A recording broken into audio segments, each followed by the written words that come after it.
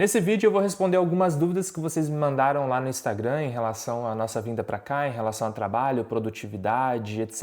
E eu espero de verdade, de alguma maneira, gerar um valor para vocês aí que estão com desejo de fazer mais ou menos esse movimento ou simplesmente tirar algumas dúvidas acompanhando um pouco da nossa jornada aqui. De antemão, eu quero te pedir que você se inscreva aqui no canal, que tem muita gente que está assistindo e não está inscrito ainda. E cara, isso faz muita diferença pra gente agora nesse começo. Eu tô com essa meta de produzir um vídeo por dia durante 50 dias consecutivos e cada comentário, cada like, enfim, cada inscrito que tá vindo aqui no canal, eu tô conseguindo acompanhar essa jornada e tá sendo muito legal. Eu não tenho dúvidas que esse canal vai ser grande, eu não tenho dúvidas que a gente vai ter um impacto muito grande aqui dentro da nossa produção de conteúdo e vai ter uma comunidade muito legal aqui e é muito legal ter essa proximidade com você agora que tá me assistindo, enquanto a gente ainda consegue acompanhar os comentários, entrar no canal de vocês, pesquisar vocês no Instagram e trocar essa ideia. Então aproveita, mano, vamos estar junto nesse começo, porque sim, esse negócio vai crescer, a gente tem convicção sobre isso, só que a gente quer curtir um pouco mais esse momento junto com vocês. Então deixa seu comentário, deixa seu like aqui, para quando a gente tiver em uma galera muito maior, a gente poder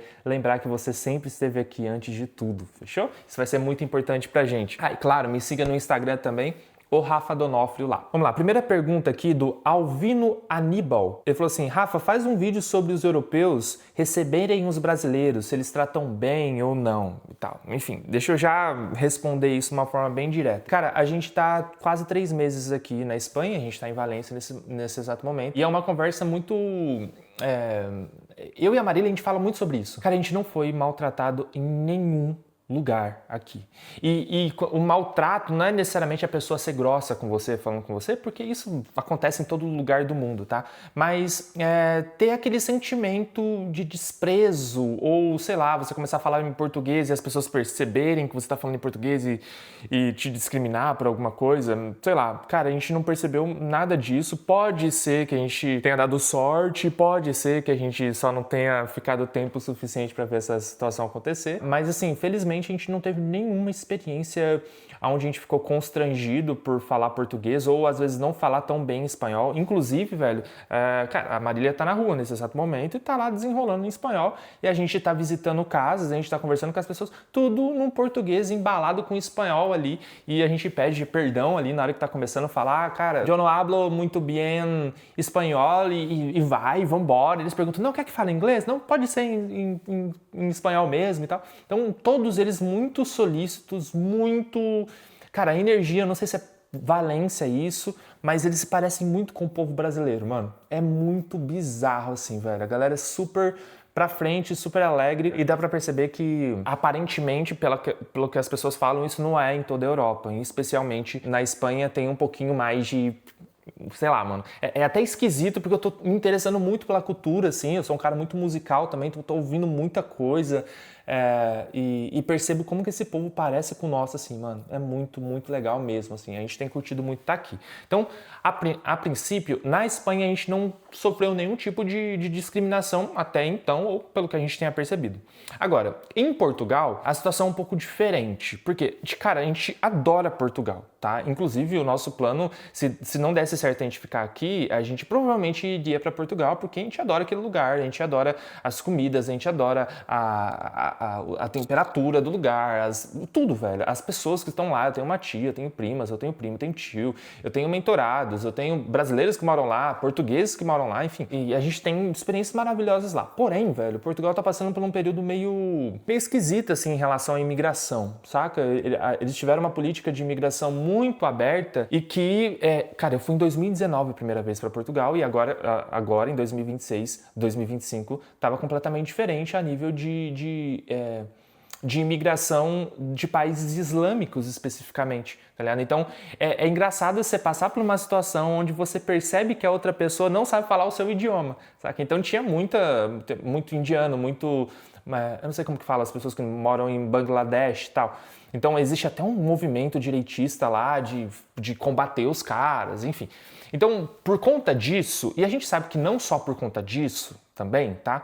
Mas existe um preconceito que está mais forte, que se fala muito nos meios de comunicação e tal, com o imigrante em geral. E o brasileiro entra no meio desse rolê. Talvez seja, da lista ali, seja um dos menores, assim, no nível de preconceito, o brasileiro deve estar nos níveis mais baixos em comparação aos países mais islâmicos, tá? Mas mesmo assim existe uma aura de falar mal do Brasil o tempo todo, de o Brasil é uma merda, Portugal que é bom, e sei lá, mano, é uma experiência até esquisita, assim, saca? A Marília chegou aqui, dá um oi aqui no coisa. Oi! Enfim, é uma parada, em Portugal, é uma parada meio velada, as pessoas não vão chegar, você é brasileiro! Tô tomando cuidado do jeito que eu tô falando. Mas a gente pra você ter noção, tá? A gente se sentiu constrangido até de colocar a camisa da seleção brasileira pra sair na rua, saca? Porque era aquele negócio, olha o Zuca ali, olha o não sei o quê, saca? Então, eu não sei, isso não é provavelmente em todo Portugal, mas a gente se sentiu mais constrangidos por simplesmente falar do jeito que a gente fala, em português do Brasil, em se vestir da maneira que a gente se veste, mais em Portugal do que aqui na Espanha. Aqui na Espanha a gente praticamente não percebe isso. Sabe? Então, eu não sei se responde a sua dúvida, mas talvez a gente possa fazer um vídeo só sobre isso. Se você mora em Portugal, você pode também falar alguma coisa aqui, claro. Eu tô levando para um lado, eu sei que isso não acontece em todos os lugares, eu tô levando para um lado um pouco da nossa experiência que a gente teve nesse período, tá? Então, em comparação, Espanha com Portugal, a nível de preconceito, de ter vergonha de falar ou de tentar inibir que a gente é brasileiro e tal, cara, aqui a gente... Inclusive, mano, a gente vê muito gringo com camiseta do Brasil. Sacou? Muito gringo. E é muito engraçado porque a gente vê com a camiseta do Brasil, a gente pensa, brasileiro. Não, mano, é os gringos, velho. Os gringos com camiseta do Brasil, com chinela havaiana e tal, eles curtindo a nossa cultura. Então, é uma parada que deixa a gente muito mais em paz, assim, do que em Portugal. Novamente, não são todos os portugueses. Novamente, eu sei que isso vai variar de experiência para experiência, mas a gente sentiu muito mais, sei lá, mais um pé atrás em Portugal do que na Espanha, beleza? Deixa seu comentário aqui, se você concorda com esse negócio ou não, enfim. É a nossa experiência. Tem uma outra pergunta aqui do Y Romilak, eu acho que é Yuri Romilak, alguma coisa assim. Enfim, mano, se foi você, comenta aqui, por favor. Como fazer o que você fez? Passo a passo, um norte para os que estão travados. Mano, a gente tem que fazer um vídeo contando toda a história, mas eu e a Marília, a gente brinca muito que o nosso roteiro, ele se cria no meio do caminho. Uma coisa vai dando certo, outra coisa vai dando errado, a gente vai juntando e vai criando as soluções até tá no momento que vocês estão me vendo agora, tá? Mas uma coisa que eu achei muito interessante aqui, velho, é que sei lá, quando a gente pensa em uma pessoa se mudar de país ou de continente e tal, é sim uma questão gigantesca, né? Você tá abrindo mão de muita coisa no seu país, você tá indo para um lugar completamente desconhecido, você tá indo correr risco, enfim. Claro, tem todos esses pontos, mas, mano, a maior parte das pessoas que a gente conheceu aqui, elas não planejaram quase nada, irmão. Elas juntaram o mínimo de dinheiro para sobreviver aqui durante 3, 4 meses e meteram louco, tá? Eu sei que o discurso mais aceito na internet é da galera do Thiago Nigro, tá ligado? Guarde a sua vida, um ano de não sei o quê. Ok, eu acho que é o melhor caminho também, tá bom? É o melhor caminho, vim com tudo certinho e tal. Mas, mano, a maior parte das pessoas que estão aqui meteram louco, ok? E deu certo, claro. Sofreram um pouquinho mais, sofreram um pouquinho menos, outras nem sofreram.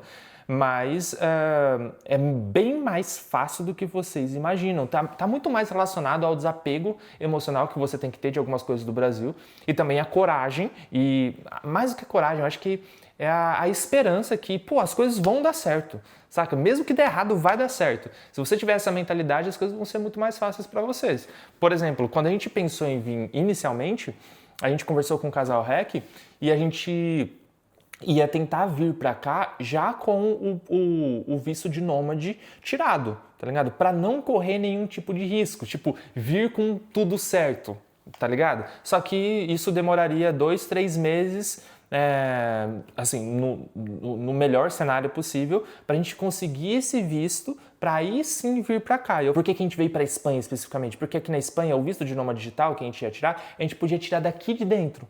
Saca? O de Portugal não, tinha que tirar isso do Brasil para conseguir ficar em Portugal. Então eu falei para Marília, mano, vamos entrar como turista e a gente tira o visto de lá de dentro. Foi um risco, mano. E se o visto é negado? Como que faz? A gente tinha que voltar ou ir para algum outro país que esteja fora da União Europeia. A gente provavelmente ia para Inglaterra ou para algum outro país que esteja fora do espaço Schengen, tá ligado?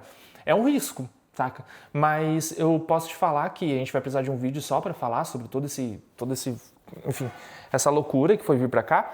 Mas eu posso te garantir, mano, a maior parte das pessoas esse que é o ponto, assim, véio. Na prática, esse que é o ponto. As pessoas que fazem as coisas metendo louco, elas não gravam um vídeo no YouTube falando que meteram louco, entendeu? Geralmente a galera que vai produzir conteúdo aqui pra vocês, elas vão falar quem se planejou bonitinho, quem organizou a coisa, quem já veio com uma casa alugada. Que tem que ter muita, tipo assim, bala na agulha pra poder meter o louco, porque hoje em dia não é qualquer pessoa que pode meter o louco. Exatamente. Por exemplo, a gente meteu o louco, mas já sabe o custo que é pra... A gente sabia minimamente o que se fazer. Pra conseguir se virar. Exato. Uma pessoa só mete o louco hoje em dia não consegue mais, porque muito mais barreiras. Exato.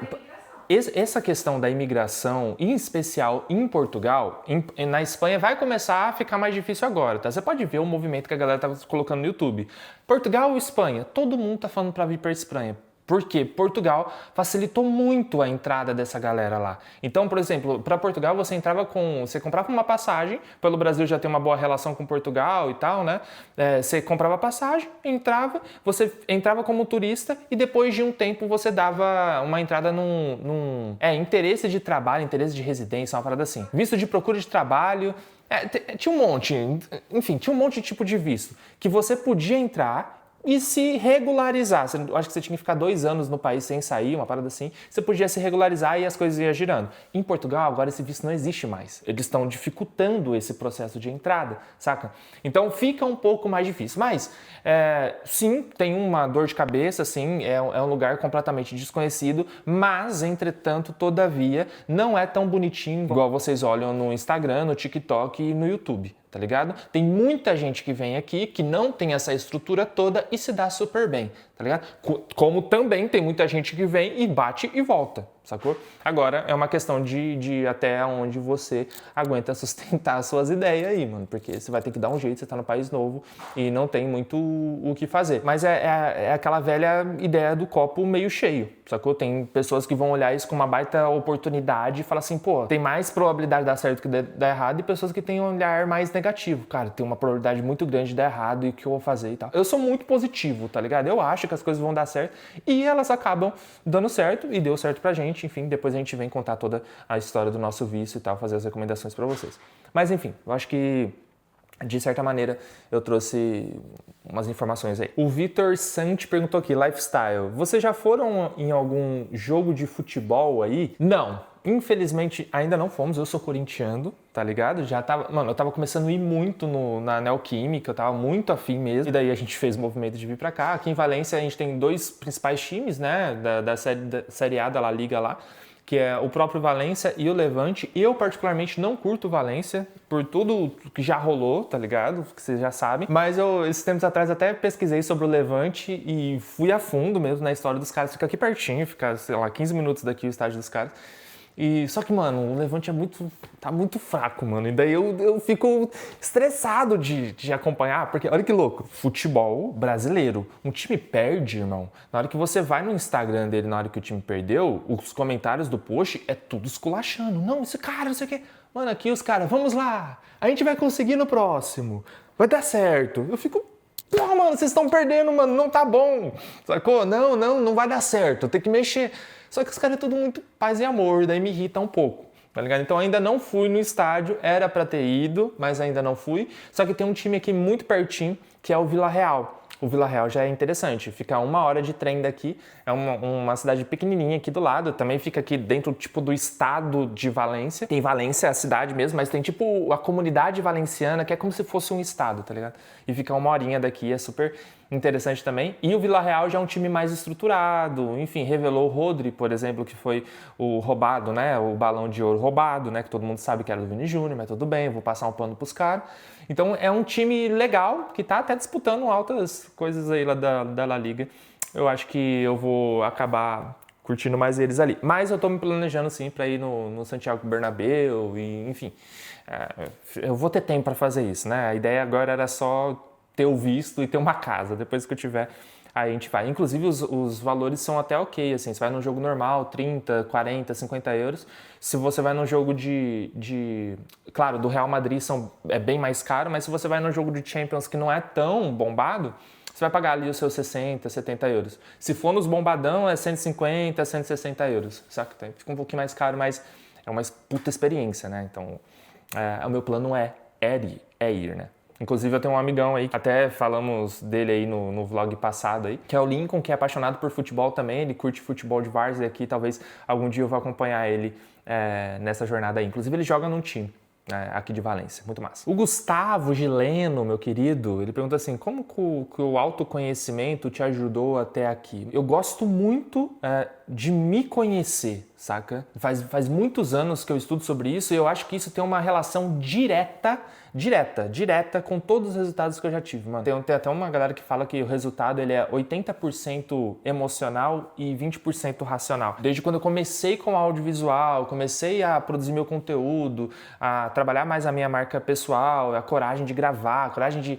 Enfim, eu sinto que a bagagem que eu tinha desse interesse de fazer terapia, de ler livros sobre desenvolvimento pessoal, de estar envolvido em eventos sobre isso, me deu uma bagagem emocional para conseguir viver tudo aquilo que eu vivo. Mano, você tem que pensar assim, mano, se você não consegue sair do Brasil hoje, ou sair da sua cidade, ou não consegue dar um passo que é possível, mas você se sente travado, o BO é emocional. E é uma merda falar sobre isso hoje, porque as pessoas têm um baita preconceito contra isso, só que no fundo, todo mundo é frustrado da cabeça, tá ligado?